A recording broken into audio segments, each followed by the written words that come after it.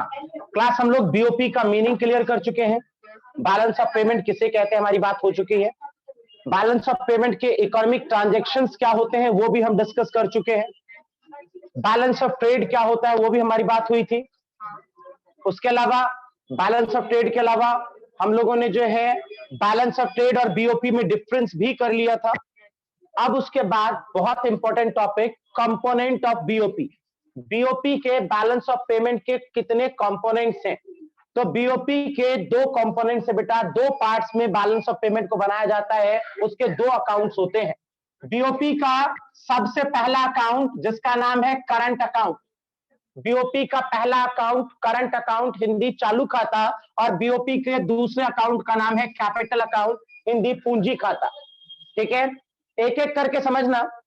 पहले ये समझना कि बीओपी के टोटल 4 कंपोनेंट थे इकोनॉमिक ट्रांजैक्शन, आपको याद होगा 4 इकोनॉमिक ट्रांजैक्शंस होते हैं बीओपी में। एक विजुअल आइटम ट्रेड, दृश्य मदों का व्यापार, इनविजिबल आइटम ट्रेड, अदृश्य मदों का व्यापार, यूनिलेटरल ट्रांसफर एक पक्षीय हस्तांतरण, और कैपिटल ट्रांसफर।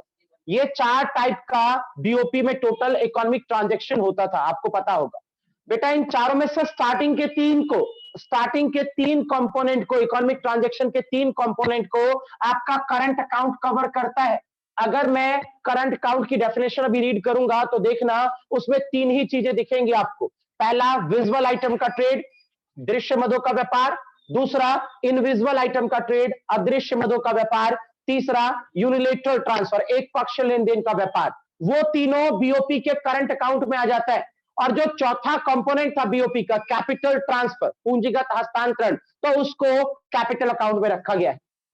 मींस कि आप क्लियर कर लें कि जो बीओपी का करंट अकाउंट होगा उसमें हम 3 टाइप्स के ट्रांजैक्शंस को रिकॉर्ड करेंगे, विजुअल वाला, इनविजिबल और यूनिलेटरल। विजुअल सबको याद होगा गुड्स का होता है, इनविजिबल सर्विसेज का, और यूनिलेटरल जो है वो वन वे ट्रांजैक्शन होता है। आओ देखो, current account refers to an account which records all transaction relating to export and import of goods आ गया, दूसरा सर्विस आ गया। गुड्स आ गया इट मींस विजुअल आइटम आ गया दृश्य मदे, और सर्विस आ गया इट मींस इनविजुअल आइटम आ गया। तो कह रहे करंट अकाउंट में हम कौन से ट्रांजैक्शन रिकॉर्ड करेंगे? जो एक्सपोर्ट इंपोर्ट है किस चीज के? गुड्स के। गुड्स मींस विजुअल आइटम और सर्विस इनविजुअल आइटम। एंड इसके अलावा और क्या लेंगे? और लेंगे, क्या लिखा है? Unilateral transfer. और किसको रिकॉर्ड करेंगे इसमें? यूनिलेटरल ट्रांसफर को, जो कब हुआ है? During a period of time. देख लीजिए क्लास, बीओपी के इकोनॉमिक ट्रांजैक्शन 4 टाइप्स के थे। 4 में से स्टार्टिंग के 3 कंपोनेंट विजुअल, इनविजिबल, यूनिलेटरल, अगर ये 3 टाइप्स के ट्रांजैक्शंस कभी भी हो रहे हैं तो इन तीनों को आपको बीओपी के करंट अकाउंट में रिकॉर्ड करना है। तो करंट अकाउंट बीओपी का वो अकाउंट जिसमें क्या लिखा है हमने साफ साफ कि क्या क्या रिकॉर्ड करोगे आप? Export import of goods, service and unilateral transfer, जो एक ईयर में हुआ है, बस इतनी ही बातें करंट अकाउंट में रिकॉर्ड की जाएंगी। ठीक है, ये बीओपी का करंट अकाउंट था। आगे अगर आप ध्यान दें तो करंट अकाउंट के 4 कंपोनेंट्स होते हैं। बीओपी के करंट अकाउंट को आगे 4 पार्ट्स में बांटा गया।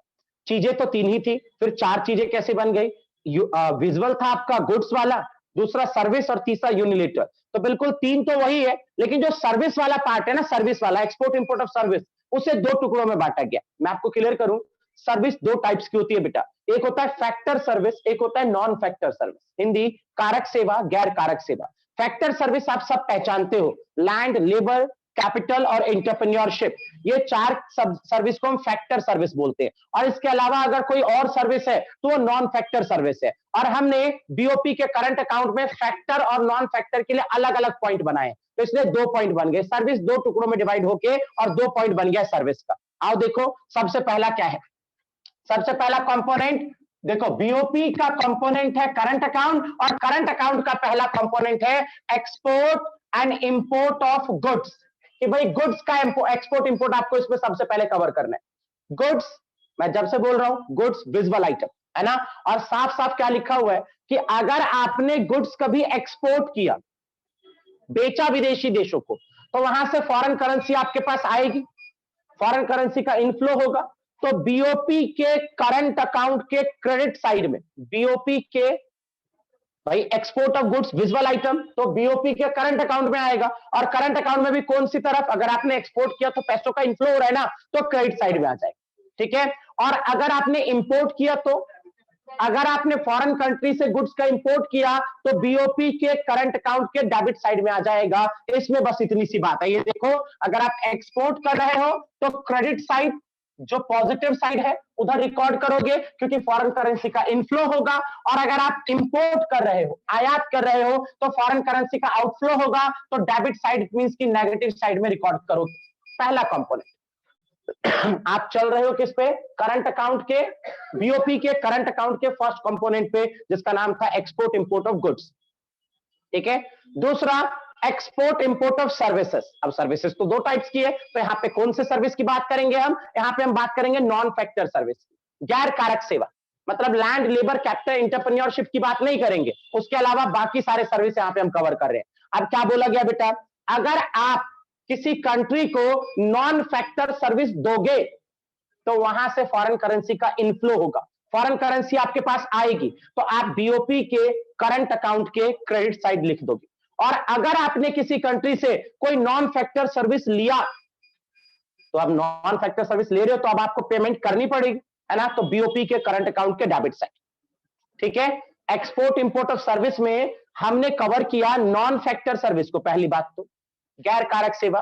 और अगर आप नॉन फैक्टर सर्विस दे रहे हो तो इनफ्लो हो रहा है, तो बीओपी के करंट अकाउंट के क्रेडिट साइड। और अगर ले रहे हो, कहीं से ले रहे हो नॉन फैक्टर सर्विस, तो पेमेंट करना पड़ेगा, तो फॉरेन एक्सचेंज का आउटफ्लो हो रहा है, तो बीओपी के करंट अकाउंट के डेबिट साइड। और नॉन फैक्टर सर्विस में आपकी बुक में 3 एग्जांपल गिवन है, बैंकिंग सर्विस, इंश्योरेंस सर्विस और शिपिंग सर्विस। आओ देखो, export import of services, specially ध्यान रखना नॉन फैक्टर की बात कर रहा हूं मैं यहां पे।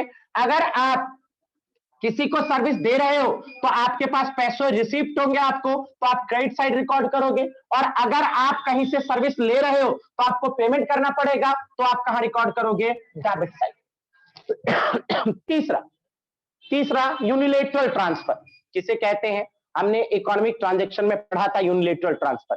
अगर सिर्फ एक तरफ से पेमेंट हो रही है या रिसिप्ट हो रहा है तो वो यूनिलेटरल ट्रांसफर, सिर्फ वन वे ट्रांजैक्शन, एक तरफा, ठीक है ना। तो अगर हमारी कंट्री किसी भी फॉरेन कंट्री को कोई गिफ्ट, कोई ग्रांट, कोई डोनेशन, कोई पर्सनल रेमिटेंस, है ना, एक तरफा पेमेंट कर रही है, तो फॉरेन एक्सचेंज जा रहा है हमारे पास से, तो बीओपी के करंट अकाउंट के डेबिट साइड, क्योंकि फॉरेन एक्सचेंज जा रहा है। और अगर कोई फॉरेन कंट्री हमें वन साइडेड पेमेंट कर रही, अगर कोई फॉरेन कंट्री ने हमें वन साइडेड पेमेंट किया, जैसे कहीं से हमें गिफ्ट मिला, ग्रांट मिला या डोनेशन मिला, या हमारी कंट्री के जो रेसिडेंट है उन्होंने रेमिटेंस भेजा, कमा कमा के अपनी फैमिली को भेजा, तो इस केस में क्या हो रहा है, इस केस में फॉरेन करेंसी का इनफ्लो हो रहा है, तो उसको कहां लिखोगे, बीओपी के करंट अकाउंट के क्रेडिट साइड, ठीक है। यूनिलेटरल ट्रांजैक्शन को आप पहले से पहचानते हो, वन साइडेड ट्रांजैक्शन, एक तरफा होने वाले लेन देन, सिर्फ एक तरफ से गया, दूसरी तरफ से कुछ नहीं आया।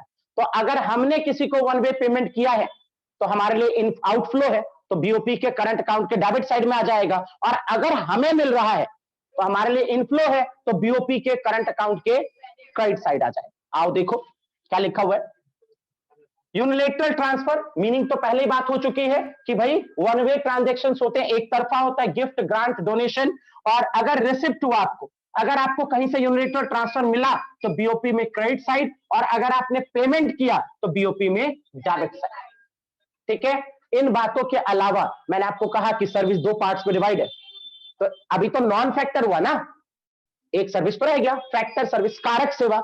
अब उसमें क्या क्या आता है मैं बता चुका हूं, लैंड है, लेबर है, कैपिटल है, एंटरप्रेन्योरशिप है। लेबर को काउंट नहीं करते हम, लैंड लिखा हुआ होगा, कैपिटल होगा, एंटरप्रेन्योरशिप होगा, लेबर को हम काउंट नहीं करते, ठीक है, लेबर को यहां पे छोड़ देना है आपको।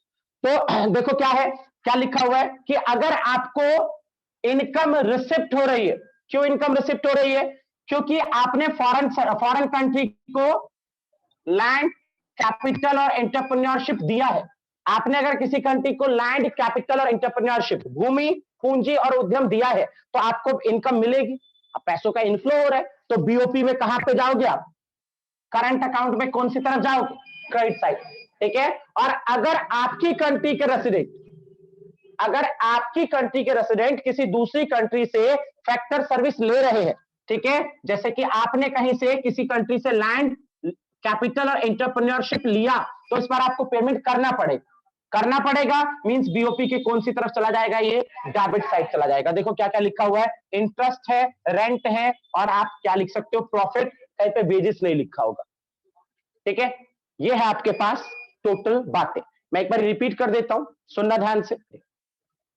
हम क्या बात करने आए हैं, आज हम ये देखने आए हैं कि बीओपी के अकाउंट्स कितने पार्ट्स पे डिवाइड है, मतलब बीओपी जब बनेगा तो कितने टाइप्स के उसमें अकाउंट बनेंगे। तो दो टाइप के अकाउंट बीओपी में बनते हैं, एक का नाम होता है भाई करंट अकाउंट, दूसरे का कैपिटल अकाउंट। हम कैसे समझे इसको, तो मैंने आपको कहा कि आपने इकोनॉमिक ट्रांजैक्शन पढ़ा है ना, बीओपी लास्ट क्लास में हुआ था कि बीओपी के 4 इकोनॉमिक ट्रांजैक्शन होते हैं, पहला विजुअल, इनविजुअल, यूनिलेटरल, कैपिटल, है ना, 4 टाइप के इकोनॉमिक ट्रांजैक्शन है।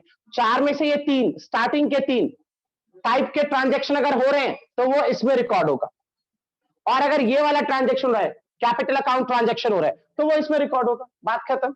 डेफिनेशन में वही तो लिखा है, डेफिनेशन में लिखा है कि बीओपी का करंट अकाउंट वो अकाउंट है जिसमें एक कंट्री के रेजिडेंट ने रेस्ट ऑफ द वर्ल्ड के साथ जो ट्रांजैक्शन किए, कौन से वाले, export import of goods and service, goods visual, service invisual, और यूनिलेटरल ट्रांजैक्शन, एक साइडेड ट्रांजैक्शन, ठीक है, कब, एक अकाउंटिंग ईयर में, वो डेफिनेशन में लिखा है।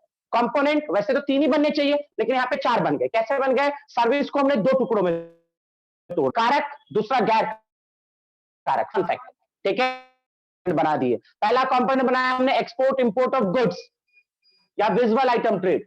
इसमें हमने क्या कहा कि अगर आप विजुअल चीजें एक्सपोर्ट करोगे तो फॉरेन करेंसी का इनफ्लो होगा, क्रेडिट साइड रिकॉर्ड कर लेना, और अगर आप विजुअल चीजें इंपोर्ट करोगे तो फॉरेन करेंसी का आउटफ्लो होगा, डेबिट साइड रिकॉर्ड कर लेना, ठीक है। दूसरा सर्विसेज में कौन से सर्विसेज, नॉन फैक्टर गैर कारक, insurance, banking, shipping, insurance, banking, shipping.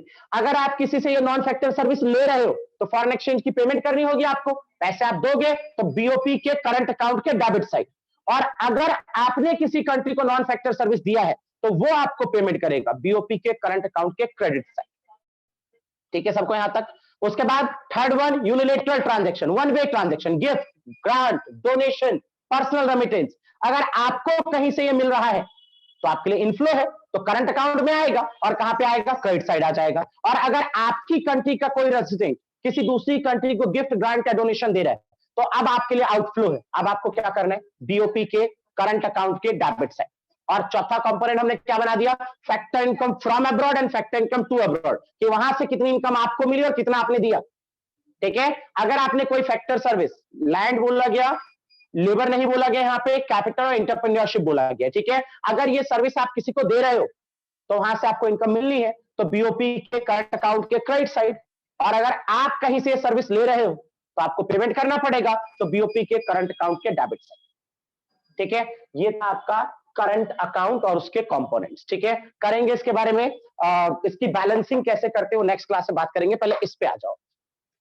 दूसरी तरफ देखो क्या लिखा हुआ है, कैपिटल अकाउंट। अब इसमें क्या रिकॉर्ड करेंगे, 4 इकोनॉमिक ट्रांजैक्शन थे, 3 तो इधर चले गए, तो बचा कितना, सिर्फ एक बचा। कौन से वाला इकोनॉमिक ट्रांजैक्शन बच गया, कैपिटल ट्रांजैक्शन, पूंजीगत लेन देन। शायद थोड़ा थोड़ा याद होगा, मैंने कहा था कि कैपिटल ट्रांजैक्शन वो ट्रांजैक्शन होते हैं जिनके होने की वजह से एसेट्स या लायबिलिटीज में चेंज आए, capital receipts and capital payments, कुछ याद आया। तो बस वही लिखा है कि कह रहा है अगर 2 कंट्री के बीच कोई भी ऐसा ट्रांजैक्शन हो रहा है जिसकी वजह से उन कंट्रीज के एसेट्स या लायबिलिटी में चेंज हो रहा है, संपत्ति या दायित्व में चेंज हो रहा है, तो वो सारे ट्रांजैक्शन कहां आ जाएंगे, कैपिटल अकाउंट। इन शॉर्ट बोलूं, कैपिटल रिसिप्ट और कैपिटल पेमेंट, पूंजीगत प्राप्ति और पूंजीगत भुगतान।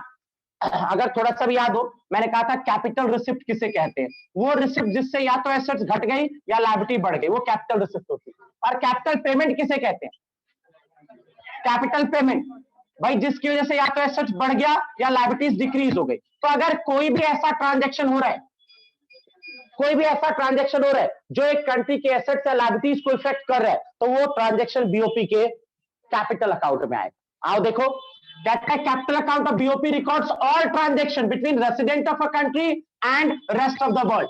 भाई एक देश के निवासी और विदेशी देशों के साथ जितने लेन देन हुए सब लिखे जाएंगे, लेकिन कौन से वाले, विच चेंज एसेट्स और लायबिलिटीज, किसका, of a resident of a country, ठीक है, और इट्स गवर्नमेंट। अगर कोई भी ऐसा लेन देन एक कंट्री के रेसिडेंट या अदर कंट्री के बीच हो रहा है जिसके होने की वजह से ये दो चीजें बदल सकती है, ये दो चीजें एसेट्स एंड लायबिलिटीज, ठीक है। अगर इसके बदलने के चांसेस है तो वो ट्रांजैक्शन कैपिटल अकाउंट में आएंगे, करंट में नहीं आएंगे, ठीक है। सबको क्लियर है? अब इसके कितने कंपोनेंट है? 3। सबसे पहले की बात करते हैं borrowing and lending to and from abroad. Borrowing and lending to and from abroad, विदेशी देशों को उधार देना या उनसे उधार लेना। बोरो करना मतलब लेना, लैंडिंग मतलब उनको उधार देना। आप खुद ही बता दो मुझे, अगर आपने किसी से बोरो किया तो आपकी लायबिलिटी बनी ना, आपकी लायबिलिटी बनी ना, तो कहां आएगा? करंट अकाउंट में, कैपिटल अकाउंट का, ठीक है। अच्छा, और कौन सी तरफ? आपने बोरो किया था ना, पैसे उधार लिए थे ना, कौन सी तरफ? क्रेडिट साइड, क्योंकि पैसा आया है। और सेम ऐसे ही अगर आपने लैंडिंग किया, आपने किसी को उधार दिया, तो अब आपके लिए क्या बना? एसेट्स, इन्वेस्टमेंट नाम का एसेट्स, आपने निवेश किया भाई। अगर आप किसी को उधार दे रहे तो आपके लिए इन्वेस्टमेंट है, तो वो कहां पे आएगा? फिर करंट में नहीं आएगा, कैपिटल में, क्योंकि एसेट्स बदल रहा है ना। तो देखो क्या लिखा हुआ है, कहता है अगर बोरो करोगे अब्रॉड से, अगर विदेशी देश से बोरो करोगे, उधार लोगे, या फिर repayment of loan from foreigners, या तो आप फॉरेन कंट्री से लोन लोगे या फॉरेनर आपको आपके पुराने लोन का पेमेंट कर रहे हैं, तो दोनों ही सिचुएशन में पैसों का इनफ्लो है। देखो, अगर आपने किसी से उधार लिया, बोरो किया, तो क्या हुआ? आपकी लायबिलिटी बढ़ गई, इस ट्रांजैक्शन ने आपके कर्जों को बढ़ा दिया। और अगर कोई फॉरेनर ने, फॉरेन कंट्री ने आपसे लोन ले रखा था, वो उसकी पेमेंट कर रहा है, तो क्या हुआ?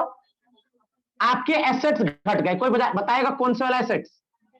इन्वेस्टमेंट नाम का एसेट्स। अगर हम किसी को उधार देंगे तो हमारे लिए वो एसेट्स होता है यार, इन्वेस्टमेंट नाम का एसेट्स, है ना। तो क्या कह रहा है? कह रहा है अगर आपने कहीं से बोरो किया या किसी ने आपसे उधार ले रखा था, उसने पैसे लौटा दिए, तो दोनों ही कहां पे आएंगे? कैपिटल अकाउंट में। कौन सी तरफ? Credit side. क्रेडिट साइड क्यों बोल रहा हूं मैं? क्रेडिट साइड क्यों बोल रहा हूं मैं? क्योंकि दोनों में पैसों का आना हो रहा है, इनफ्लो हो रहा है, ठीक है। और कैपिटल अकाउंट के ट्रांजैक्शन क्यों? क्योंकि इससे लायबिलिटी बन रही है और इससे एसेट्स घट रही है, ठीक है। दूसरा इसी में borrowing to abroad, borrowing to abroad, यहां पे क्या हो रहा था? बोरोइंग फ्रॉम अब्रॉड, आप उधार ले रहे थे अब्रॉड से, ठीक है। बोरोइंग टू अब्रॉड कोई वर्ड नहीं होता, एक्चुअल में होता है लैंडिंग। लैंडिंग किया आपने, आपने किसी को उधार दिया, फॉरेन कंट्री को आपने उधार दिया, ठीक है, या आपने उनसे कोई लोन ले रखा था, उसकी आपने पेमेंट कर दी। फॉर एग्जाम्पल, हमने नेपाल को उधार दिया, तो हमारे लिए क्या बना? एसेट्स। हमने अमेरिका से ले रखा था लोन, उसकी पेमेंट कर रहे हैं, क्या कम हो रहा है ना। हम नेपाल को उधार दे रहे, अमेरिका के लोन की पेमेंट कर रहे हैं, तो इससे एसेट्स बढ़ रहे, इससे लायबिलिटी घट रही है, तो है तो कैपिटल अकाउंट के ट्रांजैक्शन। और आप बस ये बता दो पैसों का इनफ्लो हो रहा है या आउटफ्लो हो रहा है? दोनों ही लेन देन से, दोनों ही लेन देन से। अगर आप किसी से उधार, अगर आप किसी को उधार देते हो या किसी से आपने ले रखा था उधार, उसकी पेमेंट करते हो, तो दोनों ही सिचुएशन पैसे जा रहे हैं डेबिट साइड, ठीक है। आउटफ्लो हो रहा है कैपिटल अकाउंट में डेबिट साइड। ये था आपका बोरोइंग एंड लैंडिंग। थोड़ा सा और बता दूं मैं, बोरोइंग और लैंडिंग दो टाइप का होता है। जो बोरोइंग होता है ना, बोरोइंग उधार, वो दो टाइप का होता है। बुक में लिखा होगा कहीं पे, देख लेना आप। एक होता है कमर्शियल बोरोइंग, एक होता है असिस्टेंस बोरोइंग। थोड़ा सा पता होना चाहिए आपको, वाणिज्यिक उधार और सहायता के रूप में उधार। कमर्शियल बोरोइंग की खासियत ये कि जो मार्केट में रेट ऑफ इंटरेस्ट चल रहा है, उसी रेट ऑफ इंटरेस्ट पे आपको ये उधार मिलेगा, ठीक है। मार्केट में जो रेट ऑफ इंटरेस्ट पॉपुलर है, उसी रेट ऑफ इंटरेस्ट पे जो आपको उधार मिलेगा, वो है commercial borrowing.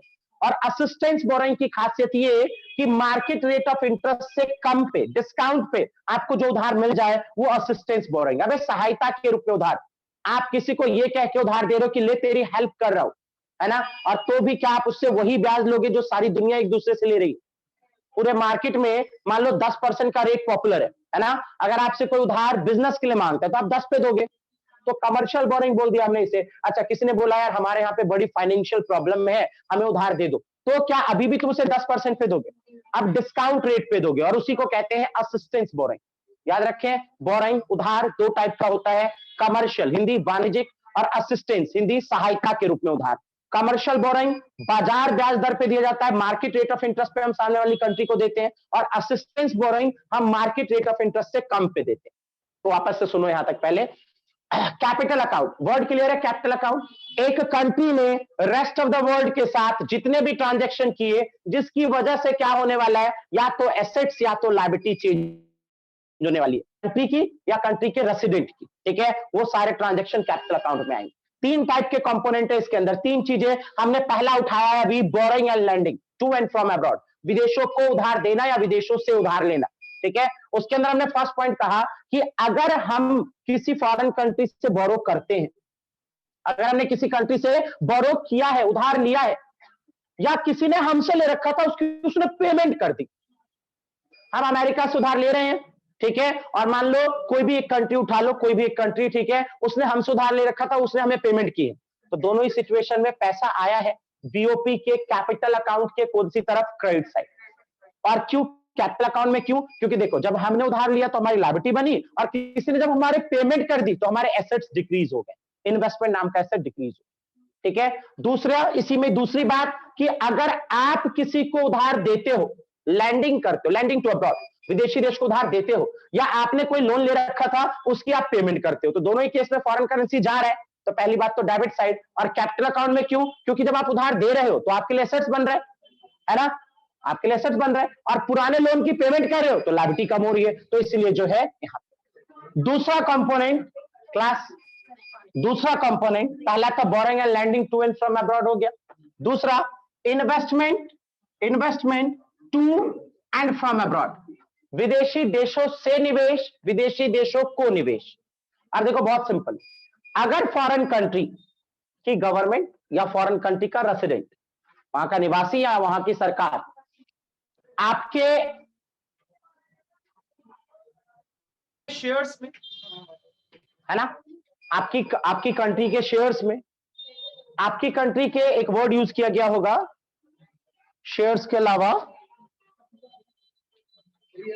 Real estate business में, है ना, आपकी कंट्री के शेयर्स में, आपकी कंट्री के रियल एस्टेट बिजनेस में अगर इन्वेस्टमेंट कर रहा है, जरा समझे मैं क्या कह रहा हूं, अगर फॉरेन कंट्री की गवर्नमेंट या फॉरेन कंट्री का रेसिडेंट आपकी कंट्री के शेयर्स में इन्वेस्टमेंट कर रहा है, आपकी कंट्री के रियल एस्टेट में इन्वेस्टमेंट कर रहा है, ठीक है, तो आप बताओ फॉरेन करेंसी का इनफ्लो या आउटफ्लो, पहली बात तो ये इनफ्लो, तो क्रेडिट साइड आएगा, और दूसरी चीज इन्वेस्टमेंट हुआ तो आप तो लायबल हो गए ना, फॉरेन कंट्री के लिए इन्वेस्टमेंट बन गया लेकिन आपके ऊपर तो लायबिलिटी बन गई, है ना, तो क्या बोला गया कि अगर कोई भी कंट्री आपके यहां पे इन्वेस्टमेंट करेगी, वहां की गवर्नमेंट या वहां का रेसिडेंट आपके यहां पे इन्वेस्टमेंट करेगा, तो बीओपी में आपको उसे क्रेडिट साइड तो रिकॉर्ड करना है, और क्यों रिकॉर्ड करवा रहे हैं? क्योंकि आपके लिए वो लायबिलिटीज को बढ़ा रहे हैं, ठीक है, आपकी लायबिलिटीज को बढ़ा रहे हैं। दूसरी तरफ सेम उल्टा, अगर इंडियन रेसिडेंट भारत के निवासी या भारत की गवर्नमेंट फॉरेन कंट्री के शेयर्स में, लैंड में, बिल्डिंग में, ठीक है, रियल एस्टेट्स बोला गया, इन सारी चीजों में इन्वेस्टमेंट कर रही है, तो अभी क्या हो रहा है, फॉरेन एक्सचेंज का आउटफ्लो हो रहा है, विदेशी पैसा जा रहा है ना, तो विदेशी पैसा जा रहा है, पहली बात तो डेबिट साइड, और दूसरी बात कि इस पैसे के जाने की वजह से हमारा इन्वेस्टमेंट नाम का एसेट्स बन गया, इन्वेस्टमेंट नाम का एसेट्स बन गया मतलब एसेट्स बढ़ गया, तो हम कहां रिकॉर्ड करें, डेबिट साइड, और कौन से अकाउंट में, तो कैपिटल अकाउंट। क्लियर सबको? अगर फॉरेन कंट्री वाले आपके यहां पे इन्वेस्टमेंट कर रहे हैं तो आप लायबल हो रहे हैं, लायबिलिटी बढ़ रही है आपके ऊपर, तो कैपिटल में आएगा, ये तो फिक्स हो गया, और कौन सी तरफ आएगा, क्रेडिट साइड, क्योंकि फॉरेन करेंसी का इनफ्लो। और अगर आपके यहाँ के रेसिडेंट या आपकी गवर्नमेंट फॉरेन कंट्री इन्वेस्ट कर रही है ना, तो क्या करना होगा हमें, तो क्या करना होगा, डेबिट साइड में हम रिकॉर्ड करेंगे क्योंकि फॉरेन एक्सचेंज का आउटफ्लो है और हमारा एसेट्स बन, ठीक है, इतना सा। एक छोटी सी बात और बोलूंगा, ये इन्वेस्टमेंट दो टाइप्स का होता है, आपकी बुक में लिखा होगा, एक होता है एफडीआई और एक होता है एफआईआई, एफआईआई, एफडीआई और एफआईआई, फॉरेन डायरेक्ट इन्वेस्टमेंट। पहला फॉरेन डायरेक्ट इन्वेस्टमेंट, विदेशी प्रत्यक्ष निवेश। क्या होता है, अगर आपने किसी कंट्री में इन्वेस्टमेंट किया और इन्वेस्टमेंट करते ही आपको कंट्रोलिंग राइट मिल गया, कंट्रोलिंग राइट, जिस संपत्ति में आपने निवेश किया उस पे आपको नियंत्रण का अधिकार मिल गया, कंट्रोल करने का राइट मिल गया, तो मींस आपने एफडीआई किया है, ध्यान रखिए। एफडीआई की खासियत की एफडीआई करते ही आपको कंट्रोलिंग राइट मिल जाता है, नियंत्रण का अधिकार मिल जाता है। जैसे क्या, जैसे रिलायंस कंपनी ने अमेरिका में कोई बिल्डिंग परचेज की, तो ये फॉरेन डायरेक्ट इन्वेस्टमेंट, क्योंकि वो बिल्डिंग अब रिलायंस कंपनी की है, ये फॉरेन डायरेक्ट इन्वेस्टमेंट, ठीक है। और FII क्या होता है? फॉरेन इंस्टीट्यूशनल इन्वेस्टमेंट किसे कहते हैं? एक तो इसका एक और नाम है पोर्टफोलियो इन्वेस्टमेंट, हिंदी इंग्लिश दोनों में यही नाम है, पोर्टफोलियो इन्वेस्टमेंट। FII का दूसरा नाम पोर्टफोलियो इन्वेस्टमेंट। इसमें क्या होगा? बिल्कुल उसका उल्टा। इस वाले में FDI में आपको कंट्रोलिंग राइट मिलता है, लेकिन अगर आप FII करते हो, पोर्टफोलियो इन्वेस्टमेंट करते हो, तो आपको एसेट्स के ऊपर कोई कंट्रोलिंग राइट नहीं मिलेगा, कोई नियंत्रण का अधिकार आपको एसेट्स पे नहीं मिलेगा। जैसे क्या? रिलायंस कंपनी अमेरिका की किसी कंपनी के शेयर्स परचेज कर रही, तो जब शेयर्स खरीद रहे हो तो क्या कंपनी आपके हिसाब से चलेगी? बिल्कुल भी नहीं। क्या पूरी कंपनी पे आपका कंट्रोल बन गया? बिल्कुल भी नहीं। तो इसे FII कहते हैं, फॉरेन इंस्टीट्यूशनल इन्वेस्टमेंट। आपका 100% कंट्रोल नहीं बन रहा तो FII, ठीक है। दोनों ही बेनिफिशियल है कंट्री के लिए, लेकिन ज्यादा फायदेमंद FDI होता है, फॉरेन डायरेक्ट इन्वेस्टमेंट, ठीक है।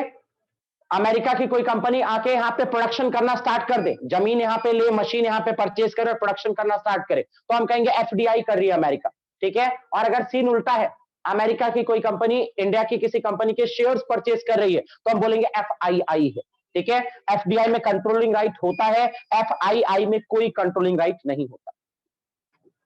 उम्मीद करता हूं ठीक है यहां तक सबको। अगर आपके यहां पे इन्वेस्टमेंट हुआ तो क्रेडिट साइड रिकॉर्ड करना है, क्योंकि इनफ्लो हो रहा है और आपके ऊपर लायबिलिटी है, कैपिटल अकाउंट पे इसलिए आ रहा है। और अगर आपने कहीं पे इन्वेस्टमेंट किया फॉरेन कंट्री में, तो डेबिट साइड में रिकॉर्ड करना है, ठीक है। और डेबिट साइड में रिकॉर्ड करना है, और दूसरी बात आपके लिए एसेट्स है, इसलिए कैपिटल अकाउंट में आ रहा है, ठीक है। क्लास तीसरा component, change in foreign exchange reserve. अगर मैंने इसे पढ़ा दिया तो बहुत हो जाएगा और फिर आप परेशान होगे। एक क्लास और लूंगा मैं गवर्नमेंट बजट पे, जिसमें मैं change in foreign exchange reserve को कंप्लीट करूंगा, ठीक है।